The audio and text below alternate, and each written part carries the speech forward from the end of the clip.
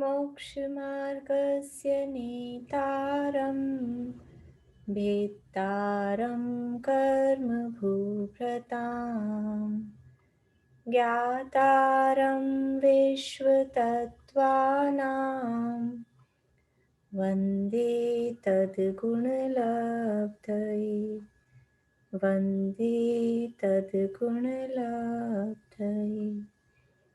मोक्षमार्ग के नेता एवं कर्म पर्वतों के भेदक और विश्व के सब तत्वों के ज्ञायक चेतन संवेदक सद्गुण आप समान प्राप्त हो यही भावना भाकर देव विनय पूर्वक करूं वंदना बारंबार जिनेश्वर देव बारंबार जिनेश्वर देव।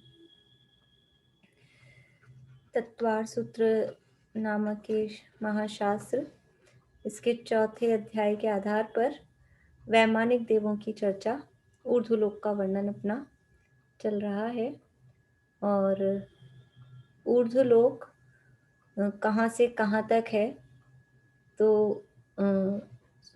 सुमेरु पर्वत से आड़े बाल के बराबर दूरी से, यानी सुमेरु पर्वत से लेकर और ऊपर लोक के अंत तक ऊर्ध्वलोक कहा जाता है।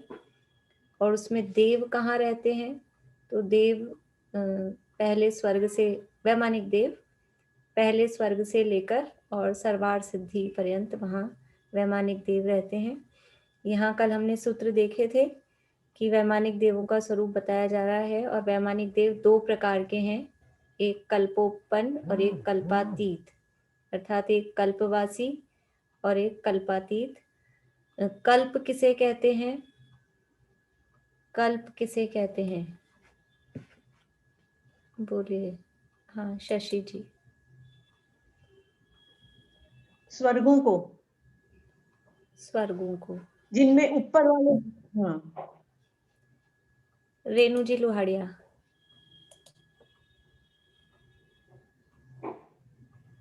जो 16 जिसमें 16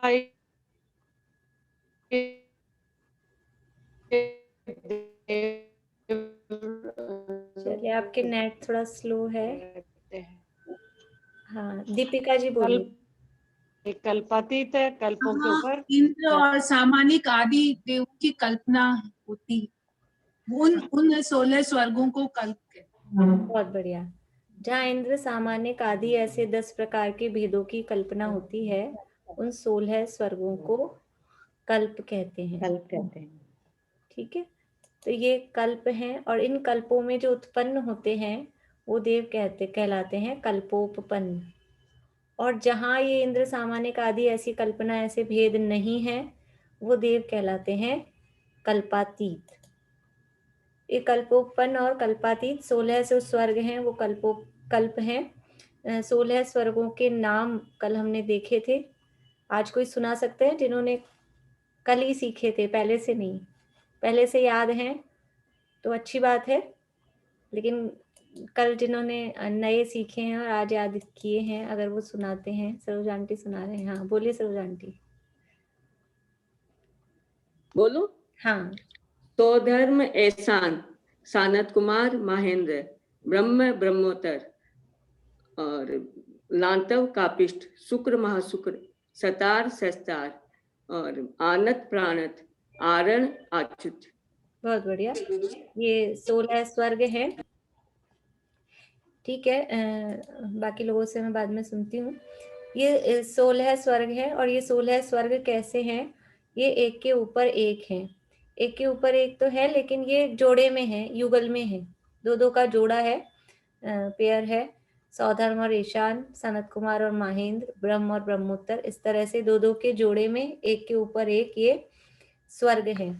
तो कल हमने यह सूत्र देखा था, तो यह सूत्र में जो ये विभक्तियां लगी हैं,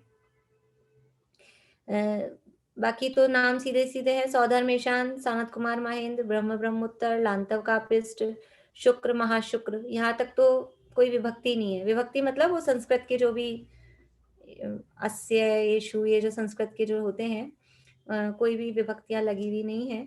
फिर आगे है शतार सहस्रारेषु, तो सहस्रार में अलग विभक्ति लगा दी, और फिर आनत प्राणत यो ये अलग कर दिया, आरण अच्युत यो ये अलग कर दिया, फिर नवसु, यहाँ ये नवसु अलग कर दिया, ग्रैवे केशु, यहाँ फिर अलग विभक्ति लगा दी। अब थोड़ी बहुत जिनको ये लैंग्वेज की नॉलेज है संस्कृत की, उनको थोड़ा समझ में आ रहा होगा, नहीं तो सीधे सीधे से नाम बता देते इकट्ठे, जैसे ऊपर इकट्ठे नाम बताए सौदा में ऐसे ही यहाँ बोलते महाशुक्र, शतार, सहस्रार, आनत, प्राणत, आरण, अच्युत, नवग्रैवयक, ऐसे करके सीधा सीधा बोल देते हैं। ये बीच में विभक्ति लगाने का कारण होता है, तो जो संस्कृत के विद्वान होते हैं वो उसका कारण समझते हैं, तो वो टीकाओं में बताए हैं इसके कारण, जो श्लोक वार्तिक आदि टीकाएं हैं उसमें कारण बताया कि ये अलग अलग क्यों लगाया है, कि ऐसा नहीं समझ लें कि ये सारे यानी ये दो दो के युगल में है और एक के ऊपर एक है, ऐसा बताने के लिए यहाँ पर ये सहस्रार के बाद में फिर आनत प्राणत को अलग किया, आरण अच्युत को अलग किया, क्योंकि इन 16 स्वर्गों में इंद्र तो है 12, वो भी हम देखेंगे कैसे हैं। तो कोई ऐसा नहीं समझ ले कि 12 इंद्र हैं तो फिर स्वर्ग भी 12 ही हो जाएंगे, ऐसा नहीं है। इसलिए यहाँ बीच में बस इतना समझ ले, अपने लिए इतना काफी है समझने के लिए कि बीच में जो विभक्तियां लगाई हैं सहस्रार के बाद में आनत प्राणत के बीच बीच में, तो इससे ये उनको बताना है कि ये अलग अलग हैं और दो दो के युगल में है, एक के ऊपर एक हैं। और नवसु और ग्रैवेकेशु, यहाँ दोनों में नव ग्रैवेकेशु ऐसा एक साथ लिखते, नवसु अलग ग्रैवेकेशु अलग, तो वहां 2 बार क्यों लगाई, क्योंकि अनुदिश का नाम अलग से नहीं दिया, इसलिए नवसु कह के अनुदिश को भी समझ उसमें ग्रहण करना, नवसु अलग कहा, और फिर ग्रैवेकेशु कह के, तो 9 ग्रैव्यक हैं और 9 अनुदिश हैं, ऐसा बताने के लिए 2 बार यहाँ पर विभक्ति लगाई है।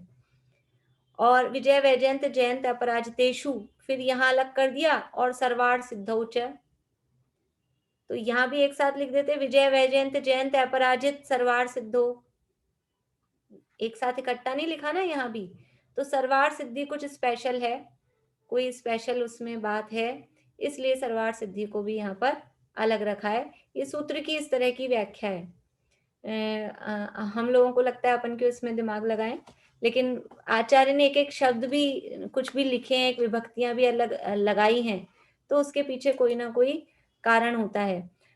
अभी आगे हम 10वें अध्याय में जब पहुंचेंगे तो वहां पे भी उसका पहला सूत्र है, वहां भी इसी तरह की बात है, मोह श्याच, फिर ज्ञान दर्शना वर्णांतराय श्याच केवलम, ऐसा कहा, तो एक साथ ही लिख देते मोह ज्ञान दर्शना वर्णांतराय श्याच केवलम, वहां भी इसी तरह के तर्क उठाए कि दो दो, एक भी आधा भी अक्षर अगर बढ़ता है ना सूत्र में, तो वो ऐसे नहीं बढ़ाते यूं ही, बहुत पूरी कोशिश करते हैं कि आधा अक्षर भी कम हो जाए, लेकिन वो इतने अक्षर बढ़ा रहे हैं, विभक्ति लगा रहे हैं तो अक्षर बढ़ रहे हैं, तो ये अक्षर बढ़ा रहे हैं, इसका मतलब है उसके पीछे कोई ना कोई कारण है।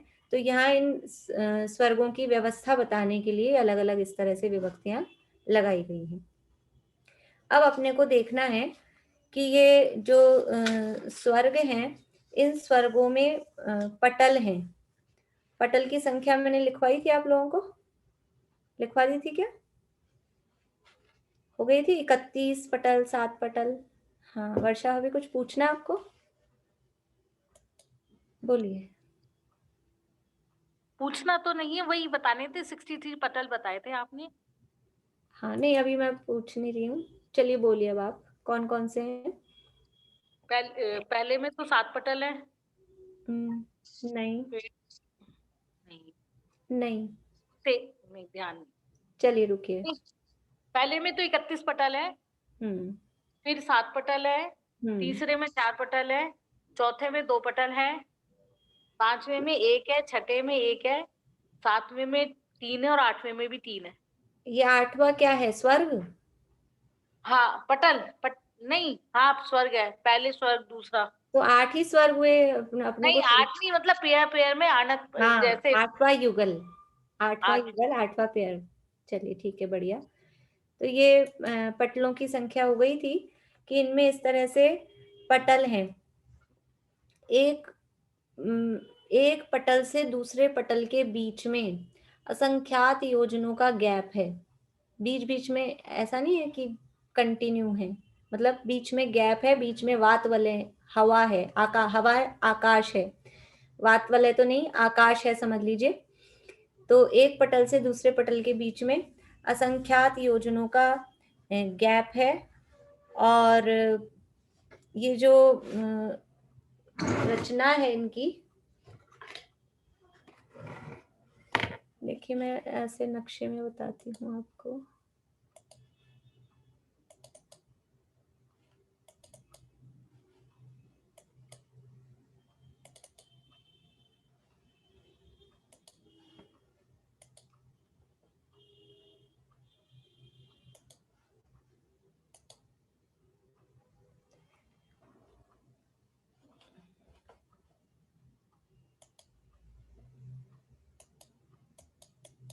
देखिए जो अपने को दिख रहा है स्क्रीन पे 3 लोग का नक्शा,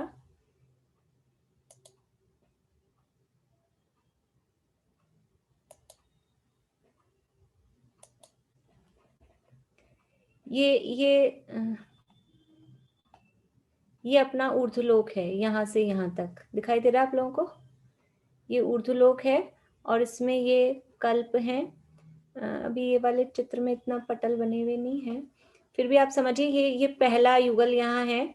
तो इनके बीच बीच में ऐसे गैप हैं, और गैप है वहाँ आकाश है, जो भी यहाँ गैप है वहाँ आकाश है। और एक पटल से दूसरे पटल के बीच में भी असंख्यात योजनों का बीच बीच में गैप है। अभी ये जो ऊर्ध्वलोक हमने देखा था कि 7 राजू का ये ऊर्ध्वलोक है, तो इसमें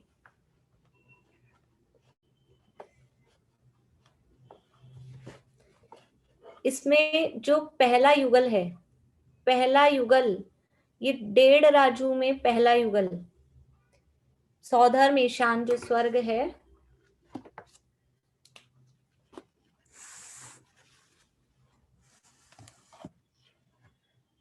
जैसे ये अपना ये ऊर्ध्वलोक है,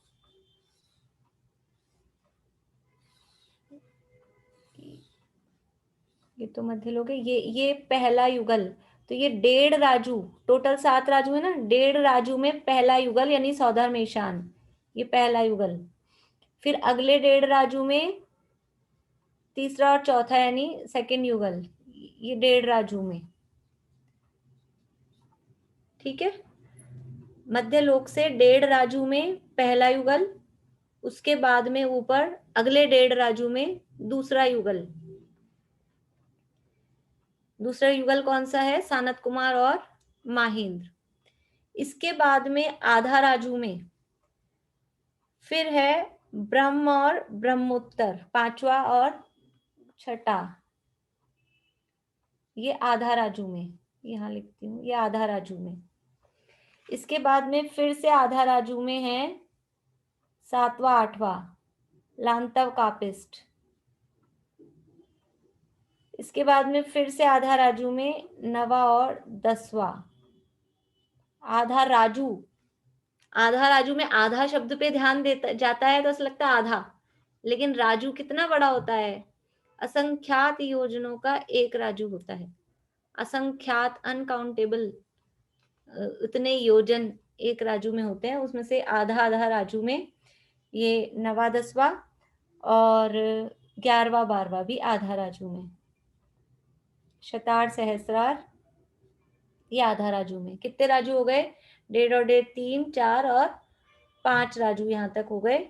इसके बाद में 13वां 14वां ये भी आधा राजू में, और 15वां 16वां ये भी आधा राजू में।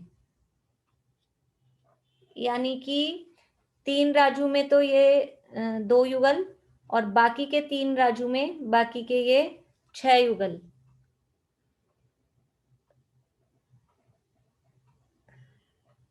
ये इस तरह से ऊर्ध्वलोक में 6 राजू तक की तो हिसाब ये हो गया। इसके बाद में क्या है अब 16 स्वर्ग के ऊपर? सबसे पहले क्या है? 9 ग्रैवियक, 9 ग्रैवियक हैं, उसके बाद में 9 अनुदिश हैं, और उसके बाद में 5 अनुत्तर हैं। तो अब क्या बचा है अपने पास में? अपने पास में बचा है अब पूरा एक राजू, एक राजू बचा है ना पूरा। 6 राजू हैं, 1.5 राजू ये, और 1 2 और 3, तो 6 राजू हुए, एक राजू बचा है पूरा। मतलब वो जो माइनस है मध्य लोक वाला, वो पहले स्वर्ग के पहले दूसरा जो कपल युगल है उसमें से उसको माइनस करा हुआ है। तो अभी यहाँ एक राजू का एरिया बचा है। एक राजू के एरिया में से सिद्धालय भी है, सिद्ध लोग भी। आपको कुछ पूछना है रश्मि जी? हाँ बोलिए, अनम्यूट करिए। ये 3.5 हुआ ना, आधा आधा राजू करके 3.5 हुआ। 3.5 कैसे हुआ? ये 1.5 तो ये, फिर हाँ, ये 1 4, ये 5, ये 6, 1.5 और 1.5 3 होते हैं ना। हाँ, तो फिर आधा आधा 3.5 हो गया ना, आधा आधा। आप देखो, ये 1.5 और 1.5 3, फिर आधा राजू में ये, हाँ आधा राजू में ये, तो ये एक राजू हो गया। हाँ आधा राजू में ये, आधा राजू में ये दूसरा राजू हो गया। फिर हाँ। आधा में 13 14, आधा में 15 16, तो ये तीसरा राजू हो गया। मेरे एक ज्यादा किससे आ गया? बाकी सबके सही आ रहा है? सही आ रहा है ना? मीनू जी सही कह रहे हैं तो सही आ रहा है। आप वापस से देखिए, मैं देखो फिर से बताती हूँ। पहला दूसरा है 1.5 राजू में, तीसरा चौथा है 1.5 राजू में, तो 1.5 और 1.5 हो गए 3, 3.5 नहीं हुए? 1.5 और 1.5 को प्लस करेंगे तो 3। फिर 5वां छठा आधा राजू में, 7वां 8वां आधा राजू में, यानी आप ऐसे समझो 5वें से 8वें तक एक राजू, फिर 9वें से 12वें तक ये दूसरा राजू, और 13वें से 16वें तक ये तीसरा राजू। तो 3 राजू यहाँ, 3 राजू यहाँ, तो 6 राजू हो गए, है ना। अब जो अपने पास एरिया बचा है उसमें 9 ग्रैवियक है, 9 अनुदिश हैं, 5 अनुत्तर हैं, और इनके ऊपर थोड़ा बीच में गैप होके सिद्धशिला और फिर सिद्धालय, और वो सारा उसके बाद में, मतलब उस एक राजू में वो सारा एरिया ऊपर का आता है।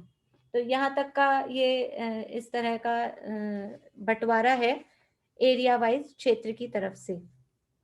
अब इनमें विमान कितने कितने हैं, आप लोग इसका भी एक चार्ट जैसा बना सकते हैं। एक साइड में नाम लिख लीजिए युगल करके, सौधर्मेशान, सनत कुमार, माहिंद्र, ब्रह्म, ब्रह्मोत्तर, ऐसा नाम, और फिर ग्रैवियक, अनुत्तर, अनुदिश, अनुत्तर, ऐसा। फिर सबसे पहले जैसे उसमें हमने लिखे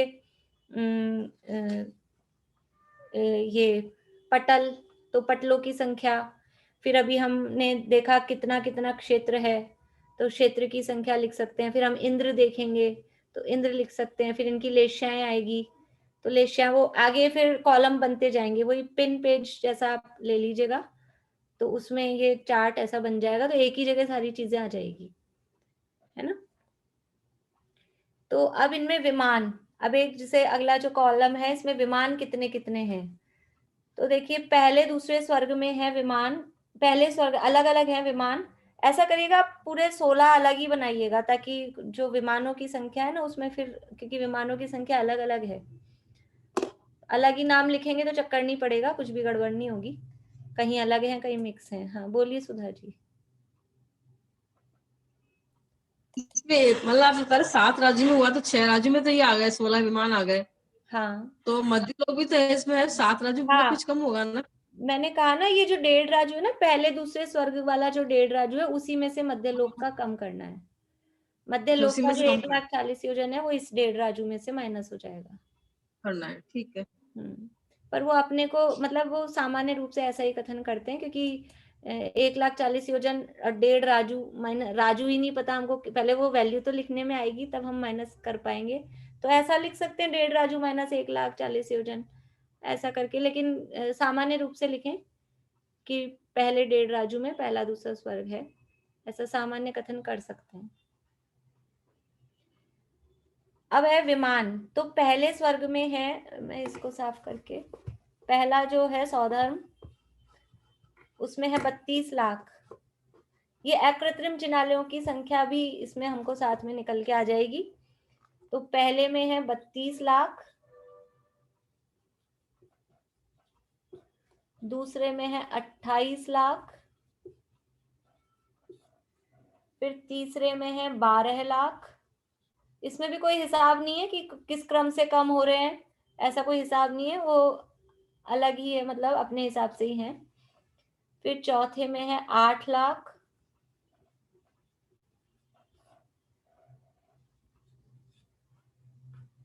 पांचवे में है 4 लाख। ये सब सारी चीजें ना, ये चार्ट हमको बनाना है सबको। मैं यद्यपि आपका चेक नहीं कर पाती हूँ कॉपियां, लेकिन आपको खुद को, एक तो आपके पास हमेशा रहेगा, क्योंकि ये हमेशा याद नहीं रहती है चीजें। जब तक हम पढ़ रहे हैं कुछ चीजें याद रह जाएगी, बहुत सारी चीजें भूल जाएंगे।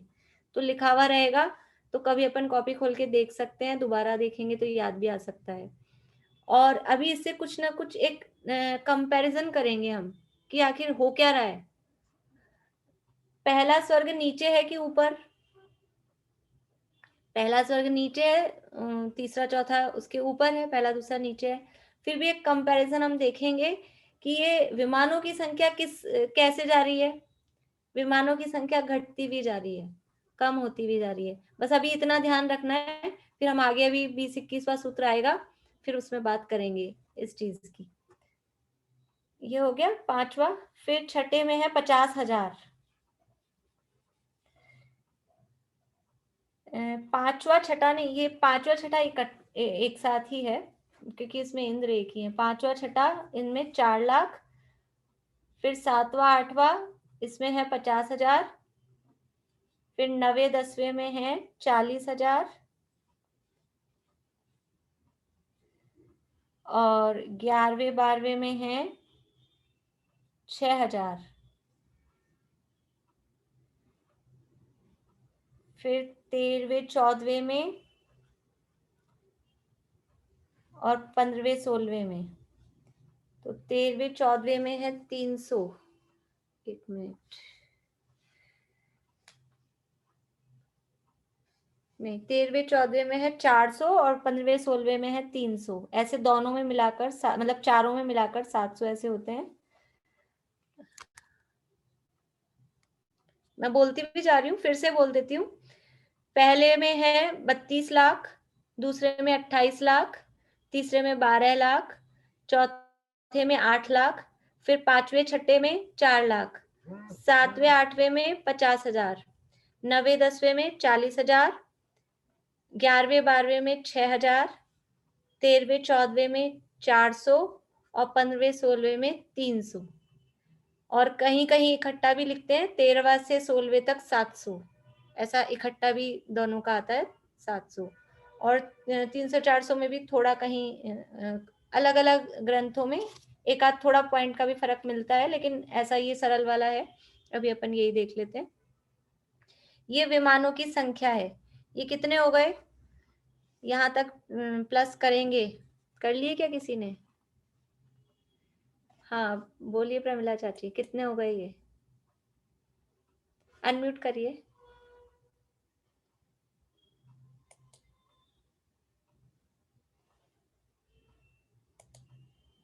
कहाँ गए? हाँ, अनम्यूट करिए। 84,96,000। 84,96,000 नहीं, हाँ 96,700। 84,96,700। हाँ हाँ ठीक है। हाँ सूरत वाले अंकल आप बोलिए। हाँ इतने ही है, 84,96,700। और भाभी हमारे पास एक इसका पूरा चार्ट है बना हुआ। हाँ वो अब वो कहो तो मैं सबके लिए भेज दूं, लेकिन कैसे भेजूं? पूरा अच्छी तरह से है चार्ट। वही है पूजा छाबड़ा वाली बुक में से? नहीं, पूजा छाबड़ा वाली बुक नहीं, हमारी एक कोई तत्वार्थ चित्र रेखा हाँ, रेखा चित्र ए तालिका, उसी की है ये। वो ये पूजा छाबड़ा वाली मैं भेज दूंगी, मेरे पास भी है। हाँ, उसमें पूरा चार्ट अच्छा है। हाँ, पूजा प्रकाश छाबड़ा वाली में। हाँ मैं अब पहले अभी इसलिए नहीं भेजी, एक बार पढ़ा दूं फिर हाँ भी सही उसको बात है। समझने में आसानी रहेगी हाँ नहीं, हाँ सही बात है। हाँ इसलिए।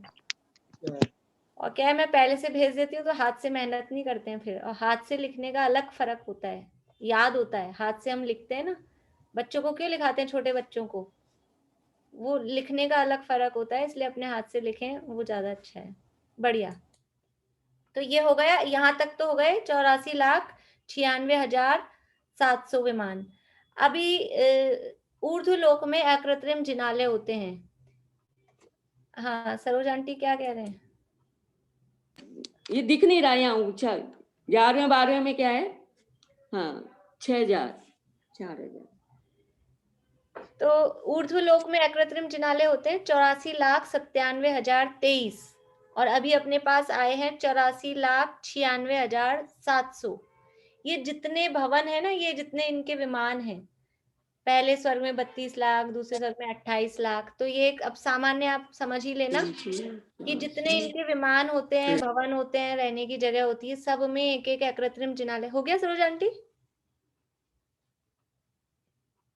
सब में अकृत्रिम जिनालय होता है, तो जितने इनके रहने की प्लेसेस हैं उनको काउंट कर लेते हैं, तो हमारे अकृत्रिम जिनालयों की संख्या आ जाती है। तो पहले स्वर्ग में कितने अकृत्रिम जिनालय हैं? पहले स्वर्ग में 32 लाख, फिर दूसरे स्वर्ग में 28 लाख, क्योंकि इतने ही उनके विमान हैं और एक एक विमान में अकृत्रिम जिनालय होता है। मैं थोड़ी सी आपको बताऊंगी, पहले स्वर्ग को थोड़ा सा देखने की कोशिश करेंगे हम, मुंह से बोलकर, कानों से सुनकर, लेकिन देखने की कोशिश करेंगे कि कैसी रचना होती है। अच्छा लगता है, पढ़ते हैं, सुनते हैं, देखते हैं, मतलब अकृत्रिम जिनालयों की भी रचना का वर्णन मिलता है। फिर ये अपना हो जाएगा, उसके बाद एक बार वो भी आपको पढ़ के सुनाऊंगी किस तरह की रचनाएं हैं। तो इसके बाद में अभी अपने पास बच गया है ना कुछ, ये तो 16 स्वर्ग हुए हैं, अभी 9 ग्रैव्यक हैं, 9 अनुदिश हैं, 5 अनुत्तर भी हैं। तो उनमें कितने हैं? तो 9 ग्रैव्यक में क्या है, एक्चुअल में 9 जो शब्द है, ये आपको ध्यान रखना है, 9 ग्रैव्यक में 9 शब्द, वो 9 संख्या नहीं है कि ग्रैव्यक 9 होते हैं, वो 9 उनके क्या है, 9 उनके पटल हैं, पटल लिखे थे हमने। तो 9 ग्रैव्यक में जो 9 शब्द है वो उनकी मंजिलें हैं, पटल हैं। लेकिन ग्रैव्यक कितने हैं? ग्रैव्यक ज्यादा हैं, तो इनको 3 ग्रुप में बांटते हैं। 9 जो पटल हैं उनको 3 ग्रुप में बांटते हैं। नीचे के 3 जो पटल हैं वो कहलाते हैं अधोग्रैव्यक, बीच के 3 ग्रुप कहलाते हैं मध्यम ग्रैव्यक, और ऊपर के 3 जो पटल हैं वो कहलाते हैं उपरिम ग्रैव्यक।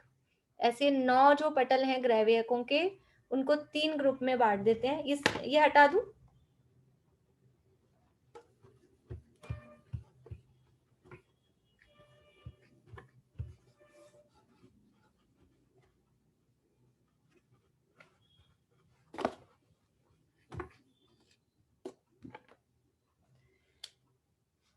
देखिए ग्रैव्यक को अपन 3, जैसे ये 9 है, 1 2 3 4, ये 9 है, तो ये 1 2 3 ये एक ग्रुप, फिर ये 1 2 3 ये दूसरा ग्रुप, और फिर ये 1 2 3 ये तीसरा ग्रुप। ऐसे 3 ग्रुप हो गए। तो ये पटल हैं, ऐसे 9 पटल। तो ये कहलाएगा, इधर लिखती हूँ, ये कहलाएगा अधोग्रैव्यक, ये कहलाएगा मध्यम ग्रैव्यक, यहाँ से यहाँ तक, यहाँ से यहाँ तक, और यहाँ से यहाँ तक, ये मध्यम ग्रैव्यक, और ये उपरिम ग्रैव्यक। ये 3 तरह के इनके ग्रुप बन गए। तो अधोग्रैव्यक में है 111 विमान, अधोग्रैव्यक में 111 विमान, मध्य ग्रैव्यक में है 107 विमान, और उपरिम ग्रैव्यक में है 91 विमान। 111 है, 107, 109, टोटल मिलके कितने हो गए? ये टोटल हो गए, अकेला अगर अपन 9 ग्रैव्यक के इकट्ठे देखें तो इकट्ठे हो गए हैं 309। तो कॉमन रूप से भी इकट्ठे भी लिख सकते हैं, नहीं अलग अलग करके भी लिख सकते हैं। अधोग्रैव्यक में 111, मध्यम ग्रैव्यक में 107, और उपरिम ग्रैव्यक में 91 इतने विमान हैं। टोटल इनका हो गया है 309। या तो ये 3 लिखने हैं या ये 1 लिखना है, डबल नहीं लिखने हैं, नहीं ज्यादा हो जाएंगे फिर। या तो 309 इकट्ठा लिख लें या फिर 111, 107 और 91 ऐसा लिख लें। ठीक है, इसके बाद में 9 अनुदिश हैं। वो 9 अनुदिश के पटल कितने हैं? 9 अनुदिश के पटल एक ही है, तो वो एक ही पटल में है, उसमें 9 विमान हैं और 5 अनुत्तर के 5 विमान हैं। तो इस तरह से ये हो गए 309 और ये 14, ये मिलके हो गए 323 और। तो अपनी जो अभी टोटल आया था उसमें इनको और प्लस कर देंगे, तो ये ऊर्ध्वलोक के अकृत्रिम जिनालयों की संख्या। ऊर्ध्वलोक में वैमानिक देवों के भवनों में कुछ लोग जो रोज पूजन करते हैं और तो इस तरह से अर्घ चढ़ाते हैं ऊर्ध्वलोक के वैमानिक देवों के भवनों में, जो 84,97,000 अकृत्रिम जिनालय हैं, उनके चरणार बिंद में अर्घम निर्वापामिति स्वाहा। तो ये कौन से हैं 84,97,023? वो ये हैं, और उनको हम यहीं से वंदना करते हैं। किसका हैंड रेज़? हाँ, चमेली आंटी बोलिए, अनम्यूट करिए, अनम्यूट करिए। 309 इसके ग्रेविक के जो पटल है, क्या चीज है? विमानों की संख्या। पटल 9 है? पटल तो 9 है। अच्छा ठीक, पटल तो 9 है, विमानों की संख्या है।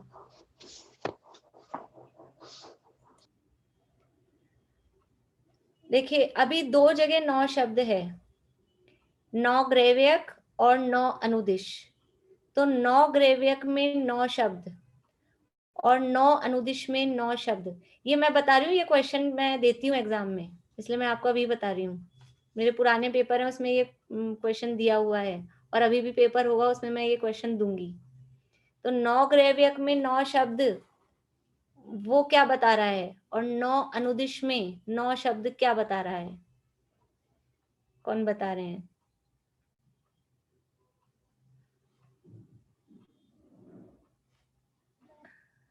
चलिए ज्योति जी बोलिए।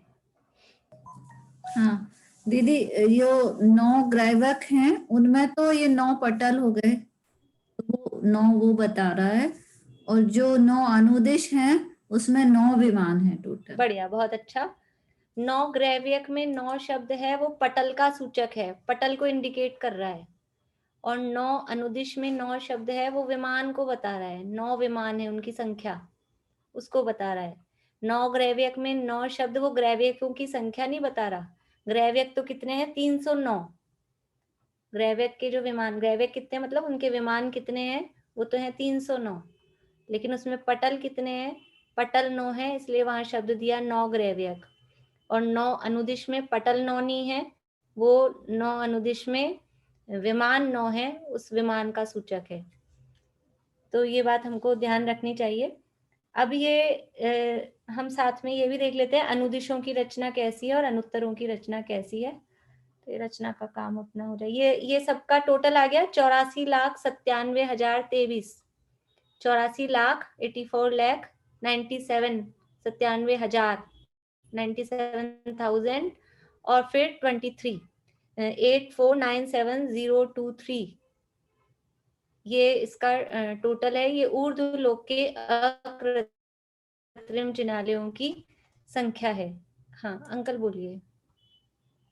ये पहले जो विमान आए थे वो 84,96,96,700 आए थे। फिर आपने ऊर्ध्वलोक में जिनालय बताए थे, वो कितने बताए थे?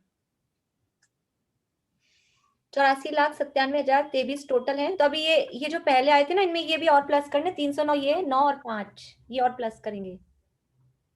अच्छा, ये 323 और 323 और जोड़ेंगे उसमें, 323 और जोड़ेंगे इनमें, तो फिर ये हो जाएंगे 84,97,023। 84,96,97,723। ऊर्ध्वलोक के 63 पटलों में ये 84,97,023 ये विमान है। हाँ मधु भाभी बोलिए। एक बार आप दोबारा से बता दो, ये पहले जो 84,96,700 आ गए, फिर ग्रेविकों के हो तो गए आप क्या? छोड़ दीजिए, पहले जो टोटल किया उसको तो छोड़ दीजिए, अभी तो पूरा टोटल इकट्ठा कर लीजिए, समझ लीजिए जो पहले अपन ने लिखे थे और अभी जो लिखे हैं सारा टोटल एक साथ ही करना है। वो तो मैंने वैसे ही बीच में पूछ लिया था कि कोई कर रहा है क्या टोटल। नहीं, ऊपरी ग्रेविक में आपने 91 बताया है, फिर मध्यम में 107 और फिर हाँ। अधो में 111 है ना? हाँ।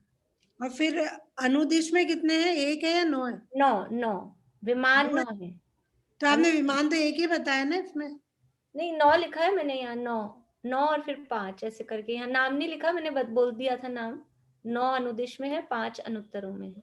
ठीक है, थैंक यू। हाँ,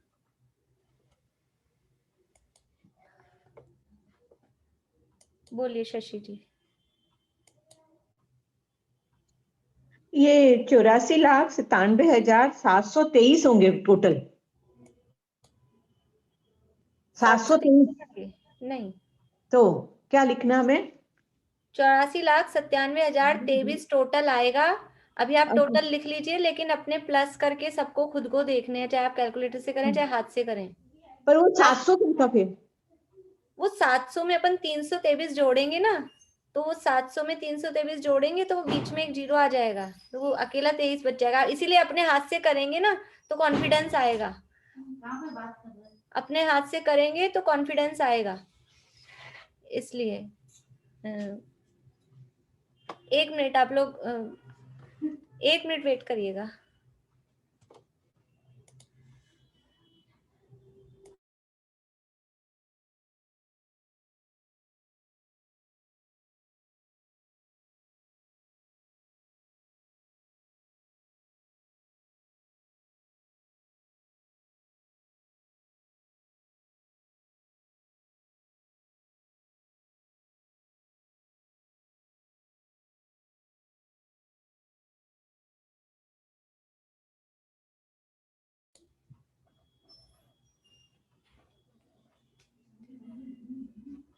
ये जो अपन ने लिखे हैं पूरे 32 लाख 28 लाख 12 लाख, ये सब सारे पूरे प्लस करके इसका सबका टोटल आएगा 84,97,023। ठीक है, इन सबको खुद को सबको अपना अपना जोड़ लगाना है, और जो अपने आप नहीं लगाएगा उसको समझ में नहीं आएगा, इसलिए सबको अपना अपना जोड़ लगा के ही देखना है। आपको कुछ पूछना है रजनी जी? नहीं, चलिए, क्योंकि वरना वो चक्कर समझ में नहीं आएगा, ये अभी तो 700 थे और अभी 23 आ गए, ये कहाँ से क्या आ रहा है। जोड़ेंगे तो समझ में आ जाएगा, बस प्लस करना है इतना सा। चलिए, ये हो गया। अब है ये अकृत्रिम चैनल। हाँ, मैं वो रचना बता रही थी आपको।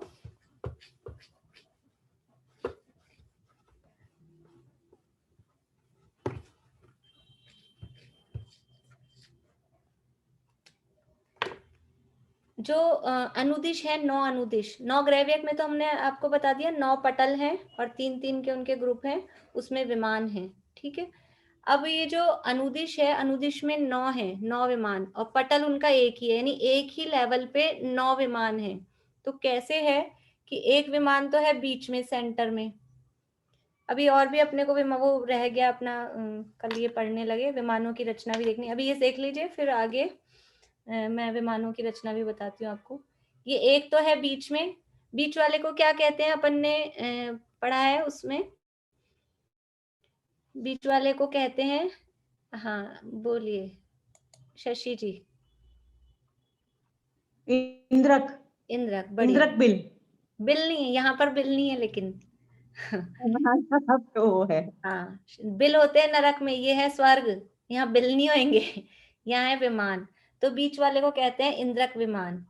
और फिर 4 दिशाओं में, पूरब, दक्षिण, पश्चिम और उत्तर, दिशाओं के नाम आप इसी क्रम से याद रखा करें, इसी क्रम से बोलें। अपन पूरब, पश्चिम, उत्तर, दक्षिण बोलते हैं, लेकिन जब अपन रचना बनाएंगे 3 लोक की, तो पूरब से स्टार्ट करेंगे, पूरब, दक्षिण, पश्चिम और उत्तर, क्योंकि जो नाम होते हैं वो भी उसी क्रम से, अभी जो ये है ना विजय, वैजयंत, जयंत, अपराजित, वो उसी क्रम से हैं। यदि हम अपनी पूरब, पश्चिम, उत्तर, दक्षिण लगाएंगे तो नाम गलत दिशाओं में पहुंच जाएंगे। तो ये हो गए, बीच में एक इंद्रक विमान है, फिर 4 दिशाओं में है और फिर 4 विदिशाओं में है।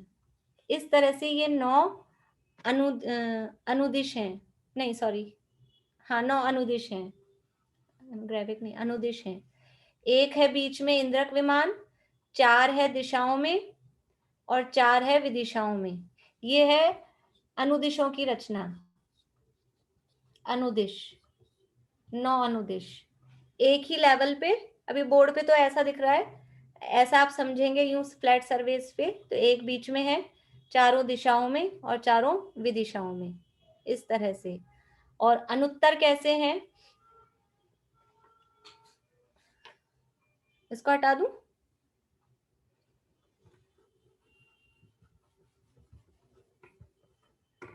अनुत्तर कैसे हैं, एक तो है सेंटर में और केवल 4 दिशाओं में, क्योंकि अनुत्तर है 5 ही, तो इस तरह से ये 5 अनुत्तर हैं। 5 अनुत्तरों के नाम हमको सूत्र में दिए हैं, विजय, वैजयंत, जयंत, अपराजित और सर्वार्थ सिद्धि, है ना। तो बीच वाला तो है सर्वार्थ सिद्धि, और पूर्व से चालू करेंगे तो विजय, फिर दक्षिण में वैजयंत, फिर पश्चिम में जयंत और उत्तर में अपराजित। इस तरह से ये 5 अनुत्तरों की रचना। एक बीच में इंद्रक जो सर्वार्थ सिद्धि का विमान है, और उसके चारों दिशाओं में ये 4 विमान और हैं। ये अनुत्तर की रचना है।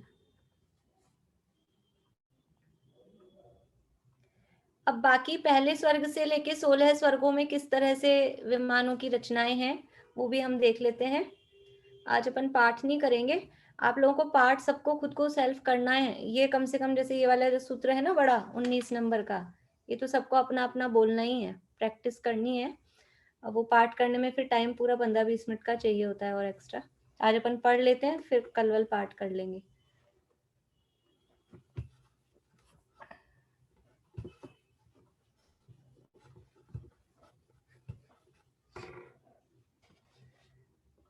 हाँ मीना चाची बोलिए।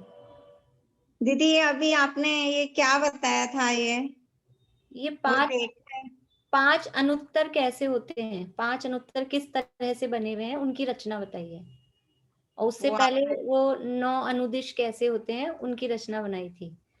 तो सिंपल है, एक बीच में है और चारों दिशाओं में 4 हैं, ये तो अनुत्तर में है।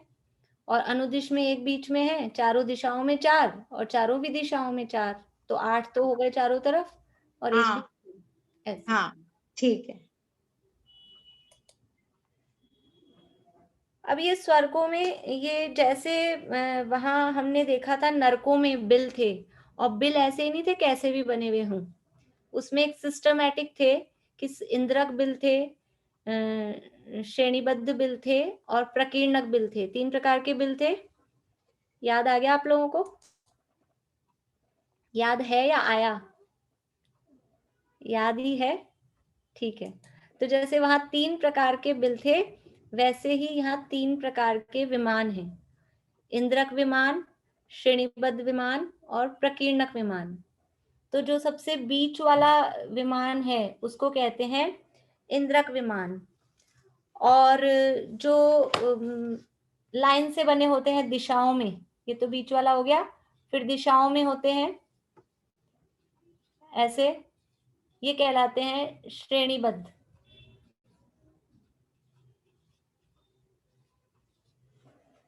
ये इस तरह से जो दिशाओं में लाइन से हैं वो कहलाते हैं श्रेणीबद्ध।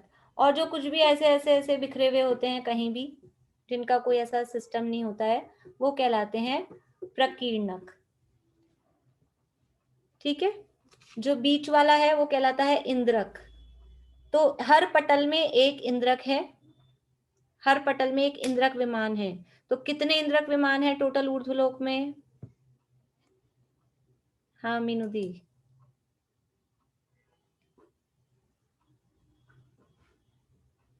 अनम्यूट करिए, अनम्यूट करिए। हर पटल में एक हुआ तो 8 ही हुए ना? 8 ही हुए? नहीं 12 हुए, वैसे तो 12 हैं, नीचे के 2। अंकल बोलिए। 63 बताए थे। हाँ 63 पटल है, तो हर विमान, हर पटल में एक इंद्रक है, तो 63 ही तो होंगे। कोई बात नहीं, 63 पटल है, हर पटल में एक इंद्रक विमान है, तो 63 इंद्रक विमान पूरे ऊर्ध्वलोक में हो गए। सर्वार सिद्धि जो है ना वो भी इंद्रक विमान है, वो उसमें काउंटिंग में 63 में आएगा। जो जो भी है सबके नाम वाम दिए हैं, अपन केवल दो नाम याद करेंगे। जैसे अपन ने अधोलोक की रचना में 2 नाम याद किए थे। पहले नरक के पहले पटल के इंद्रक बिल का क्या नाम है? पहले नरक के पहले पटल के इंद्रक बिल का क्या नाम है? चमेली आंटी बता रहे हैं, बोलिए चमेली आंटी। सीमांतक बिल 45 लाख योजन का। बहुत बढ़िया, सीमंतक बिल है 45 लाख योजन का। अभी मनोरमा आंटी बताएंगी 7वें नरक के इंद्रक बिल का नाम। कहाँ से आवाज आ रही है? हाँ मनोरमा आंटी बोलिए। 11। आवाज आई आपकी लेकिन समझ नहीं आया, कहाँ हैं आप? 11। रारव रौरव नहीं,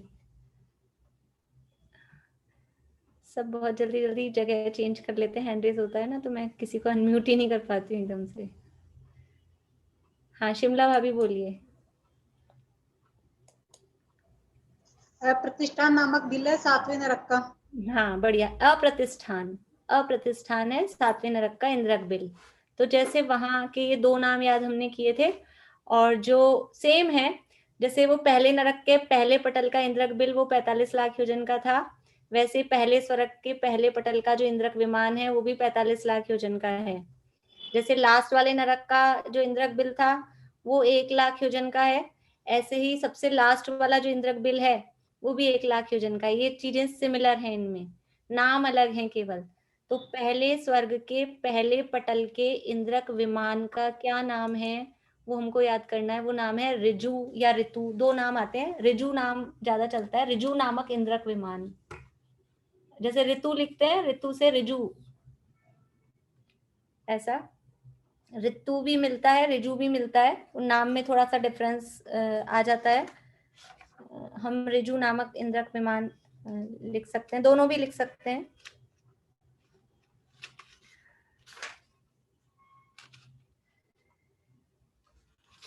और ये तो पहला हुआ इंद्रक विमान, और अंतिम इंद्रक विमान कौन सा आएगा बता सकते हैं? वो नाम हमको सबको याद है।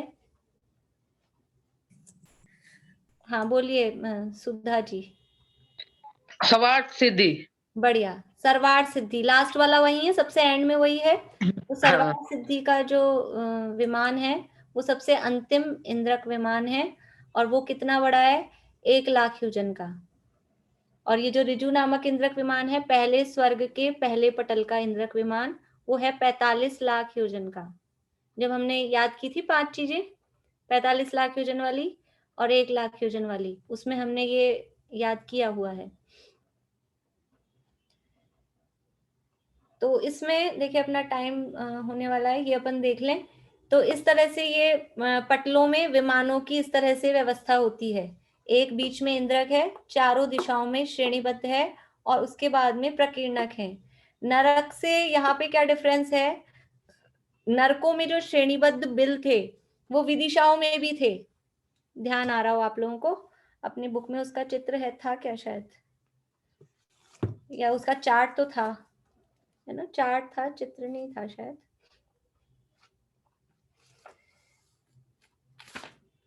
चार्ट है, चित्र नहीं है। नरकों में जो थे बिल, वहां यहाँ इधर भी थे, विदिशाओं में वहां ऐसे भी थे इस तरह से।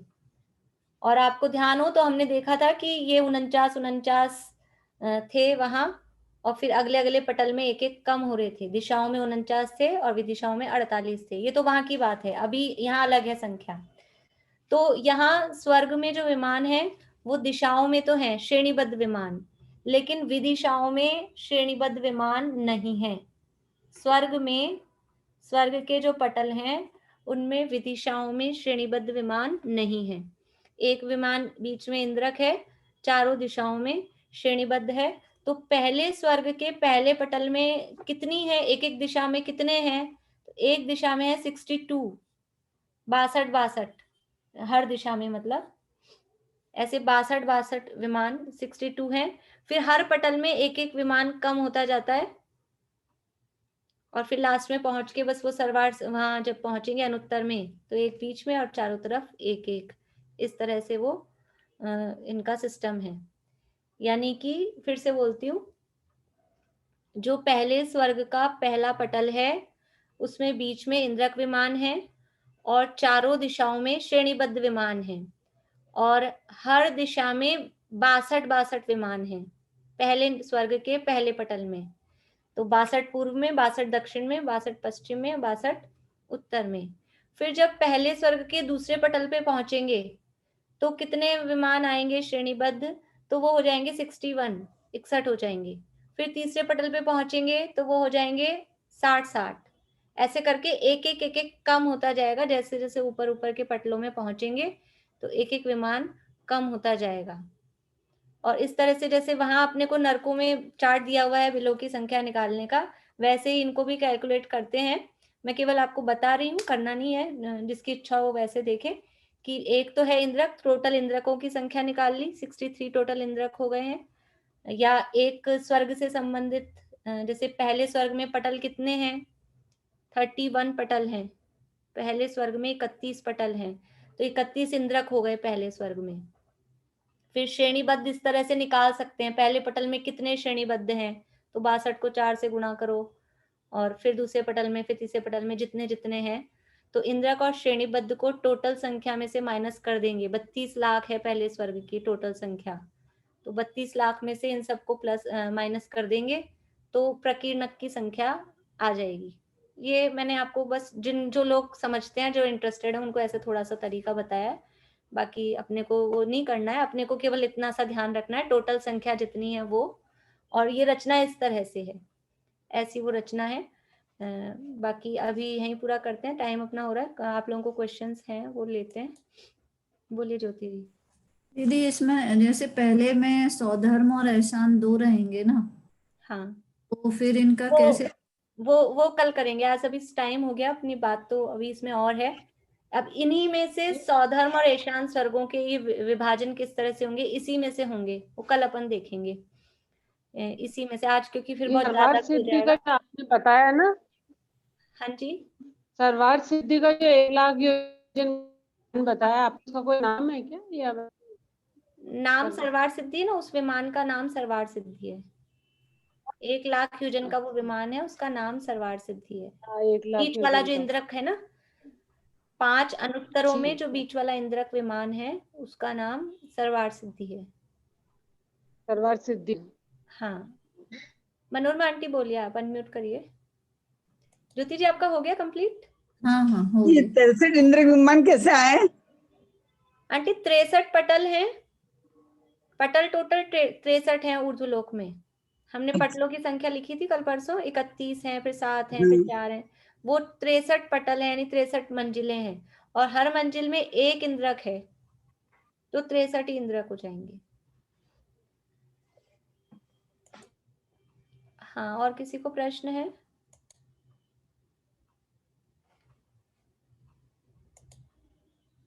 नहीं, पूरा करें। हाँ, मधु भाभी बोलिए। ये जो आपने बताए ना 63 पटल, हाँ, जैसे कि आपने पहले युगल में 31 पटल है, तो मतलब हाँ, पहला स्वर्ग और दूसरा स्वर्ग में मिलाकर 31 है क्या? हाँ, मिला के वो दोनों एक ही लेवल पे है ना एक्चुअल में। अभी कल हम देखेंगे तो आपको थोड़ा सा ख्याल में आ जाएगा किस तरह से हैं। दोनों एक ही लेवल पे हैं, तो एक ही लेवल में उनमें दिशाओं के हिसाब से स्वर्ग में डिवीजन है। तो एक ही लेवल पे दोनों को मिलाकर लेयर्स यानी पटल तो 31 ही हैं। ठीक है, थैंक यू। ओके, हाँ बोलिए प्रेमलता। हाँ, ये संख्या वापस से बता दीजिए। 37, 4, 7 और 4 है। नहीं 37 नहीं, 31। हाँ, इससे नीचे और बता दीजिए बाकी जो हाँ, बची। बताती हूँ। पहला युगल, यानी पहले दूसरे में 31, फिर दूसरे तीसरे चौथे में है 7, पांचवे छठे में 4, सातवें आठवें में 2, 9वें 10वें में 1, 11वें 12वें में भी 1, 13वें 14वें में 3 और 15वें 16वें में भी 3। ऐसे ये पटल की संख्या है। पटल अलग चीज है, विमानों की संख्या वो अलग चीज है। तो जो ज्यादा है क्वांटिटी में वो तो विमानों की संख्या है, और जो थोड़े थोड़े से हैं वो है पटल। ऐसे करके ध्यान रख लीजिए। ये 62 क्या बताया आपने? क्या चीज?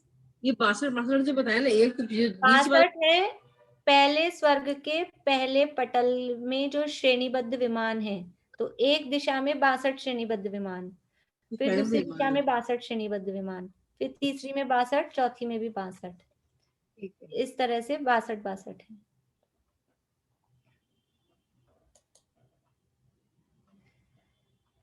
चलिए, और किसी को है प्रश्न?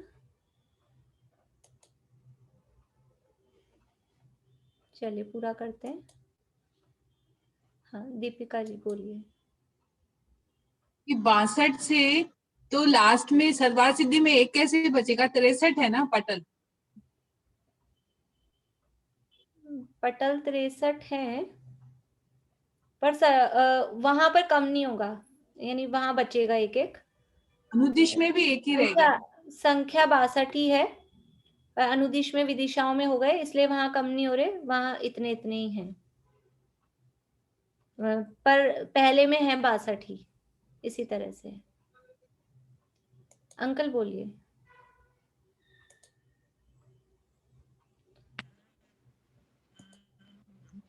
ये जो श्रेणीबद्ध बिल है इनकी संख्या निकालनी है क्या? ये आपकी मतलब चॉइस पे है, आप निकालना चाहें तो निकाल लीजिए, आपको जैसे मतलब खुद को करना हो।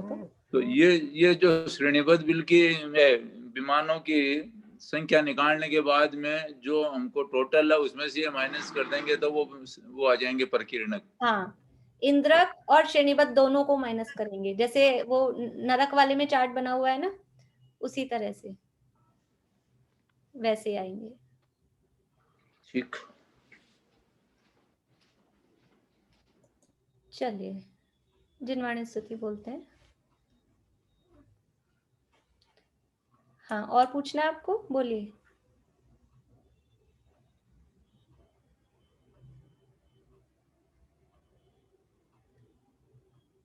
अनम्यूट करिए। हर्षिता। पूछना नहीं है हमको, ये हो नहीं रहा वापस। लोअर। ठीक।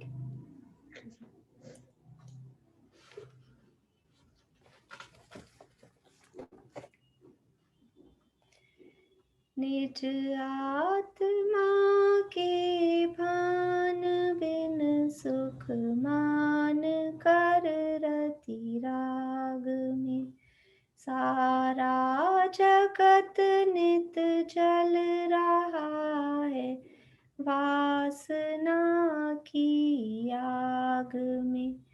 तुम वेद विरहित वेद विद जिन वासना से दूर हो, बसु पूज्य सुत बस